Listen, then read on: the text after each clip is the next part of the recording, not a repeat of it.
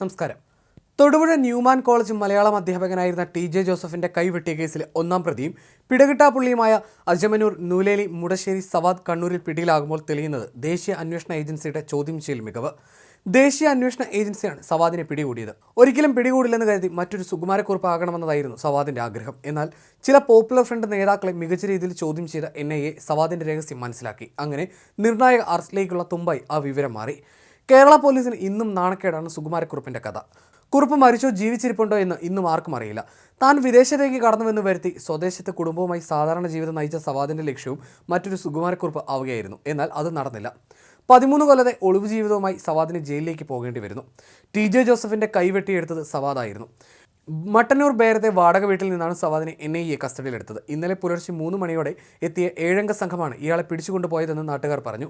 തലയിൽ കറുത്ത തുണിയിട്ട് മൂടിയാണ് കൊണ്ടുപോയതെന്നും അയൽക്കാർ വെളിപ്പെടുത്തി. ഇതേ മാതൃകയിലായിരുന്നു NIA നേതാക്കളെ രാത്രി വീട് വളഞ്ഞ് NIA അറസ്റ്റ് ചെയ്തതും. ഈ ഓപ്പറേഷനൊന്നും കേരള പോലീസ് അറിഞ്ഞിരുന്നില്ല. മാസങ്ങളായി ഇവിടെ ഷാജഹാൻ എന്ന വ്യാജപേരിൽ ആശാരിപ്പണി ചെയ്ത് ജീവിക്കായിരുന്നുവെന്നാണ് വിവരം. 8 മാസമായി കൂരിമുക്ക് എന്ന സ്ഥലത്താണ് മരപ്പണി ചെയ്തിരുന്നത്. മട്ടന്നൂരിലെത്തിയ ശേഷമാണ് മരപ്പണി പഠിച്ചതെന്നാണ് വിവരം. ഭാര്യയും 2 മക്കളും ഒപ്പമുണ്ടായിരുന്നു. ഇയാൾ വിവാഹം കഴിച്ചിരിക്കുന്നത് കാസർഗോഡ് നിന്നാണെന്നും അയൽവാസികൾ പറഞ്ഞു. ചെറിയ 2 കുഞ്ഞുങ്ങളാണ് ഉണ്ടായിരുന്നത്. ഇതിൽ രണ്ടാമത്തെ കുട്ടിക്ക് 1 വയസ്സിൽ താഴെ മാത്രമാണ് പ്രായമെന്നും അവർ പറഞ്ഞു. ആദ്യം കണ്ണൂർ ജില്ലയിലെ തന്നെ വിളക്കോടാണ് സവാദ് ഒളിവിൽ കഴിഞ്ഞിരുന്നത്. പിന്നീട് ബേരത്തേക്ക് മാറുകയായിരുന്നു. ഏറെക്കുറെ ഒറ്റപ്പെട്ട ജീവിതമാണ് നയിച്ചിരുന്നത്.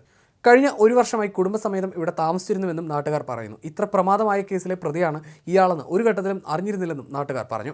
2010 ജൂലൈ 4-നാണ് പോപ്പുലർ ഫ്രണ്ട് ഭീകരർ ചോദ്യപേപ്പറിൽ മതനിന്ദ ആരോപിച്ച് ടി.ജെ. ജോസഫിന്റെ കൈ വെട്ടിമാറ്റിയത്. അന്ന് തന്നെ സവാദ് ബംഗളൂരുവിലേക്ക് കടന്നതായി കേസ് അന്വേഷിച്ചിരുന്ന ക്രൈംബ്രാഞ്ച് കണ്ടെത്തിയിരുന്നു. എന്നാൽ 13 വർഷം രഹസ്യാന്വേഷണ വിഭാഗങ്ങൾ അന്വേഷിച്ചെങ്കിലും സവാദിനെ കണ്ടെത്താനായില്ല. ബംഗളൂരുവിൽ നിന്ന് സവാദ് ഗൾഫിലേക്ക് കടന്നു. പിന്നീട് നാട്ടിൽ തിരിച്ചെത്തി. പേര് മാറ്റി ജോലി ചെയ്തു. കുടുംബവുമായി. എല്ലാം അതീവ രഹസ്യമായിരുന്നു. പോപ്പുലർ ഫ്രണ്ടിലെ മുൻനിര നേതാക്കൾക്ക് മാത്രമായിരുന്നു ഇതെല്ലാം അറിയാമായിരുന്നത്. പോപ്പുലർ ഫ്രണ്ട് നിരോധനത്തിന് ശേഷം പ്രധാന നേതാക്കളെയെല്ലാം NIA അറസ്റ്റ് ചെയ്തു. എല്ലാവരും ഇപ്പോഴും ജയിലിലാണ്. ഇവരെ വിശദമായി തന്നെ പലവട്ടം പോലീസ് ചോദ്യം ചെയ്തു. ഇതിൽ നിന്നാണ് സവാദിനെക്കുറിച്ചുള്ള സൂചന NIAക്ക് കിട്ടിയത്. ഈ സൂചനകൾ വെച്ച് നിരന്തരം നിരീക്ഷണം നടത്തി. മട്ടന്നൂരിലുള്ളത് സവാദ് തന്നെയെന്നും ഉറപ്പിച്ചു. അതിനുശേഷമാണ് അറസ്റ്റ്. അതും പോപ്പുലർ ഫ്രണ്ട് നേതാക്കളെ പിടികൂടിയ അതേ മാതൃകയിൽ. 2010 ജൂലൈ 4-നായിരുന്നു കേരളത്തെ ആകെ ഞെട്ടിച്ച സംഭവം. ഇപ്പോൾ നിരോധിത സംഘടനയായ പോപ്പുലർ ഫ്രണ്ടാണ് കൃത്യം ആസൂത്രണം ചെയ്തതും നടപ്പാക്കിയതും എന്നാണ് ആദ്യം കേസ് അന്വേഷിച്ച സംസ്ഥാന പോലീസും പിന്നീട് കേസ് അന്വേഷിച്ച NIAയും കണ്ടെത്തിയത്. 37 പ്രതികളിൽ 11 പേരെയാണ് അന്ന് ശിക്ഷിച്ചത്. 26 പേരെ വിട്ടയച്ചു. ഇതിനുശേഷം പിടികൂടിയ 11 പേരുടെ വിചാരണയാണ് 2023-ൽ പൂർത്തിയായത്. ആദ്യഘട്ടത്തെ വിചാരണയ്ക്ക് ശേഷമാണ് ഇവരിൽ പലരും അറസ്റ്റിലാകുന്നത്. മുഖ്യ സൂത്രധാരനും ആലുവ സ്വദേശിയുമായ പോപ്പുലർ ഫ്രണ്ട് നേതാവ് MK നാസർ, കൃത്യത്തിൽ നേരിട്ട് പങ്കെടുത്ത സവാദ്, അസീസ് ഓടക്കാലി, ഷഫീഖ്, നജീബ്, മുഹമ്മദ് റാഫി, സുബൈർ, നൌഷാദ് മൻസൂർ, അയ്യൂബ്, മൊയ്തീൻ കുഞ്ഞ് എന്നിവരാണ് 2ാം ഘട്ട പ്രതിപട്ടികയിലുണ്ടായിരുന്നത്. ഇവരിൽ ഷഫീഖ്, അസീസ്, സുബൈർ, മുഹമ്മദ് റാഫി, മൻസൂർ എന്നിവരെ കോടതി വെറുതെ വിട്ടു. ഒളിവിലുള്ള 1-ാം പ്രതി എറണാകുളം ഓടക്കാലി സ്വദേശി സവാദിനായി ജാമ്യമില്ല അറസ്റ്റ് വാറന്റ് പുറപ്പെടുവിക്കുകയും ചെയ്തിരുന്നു.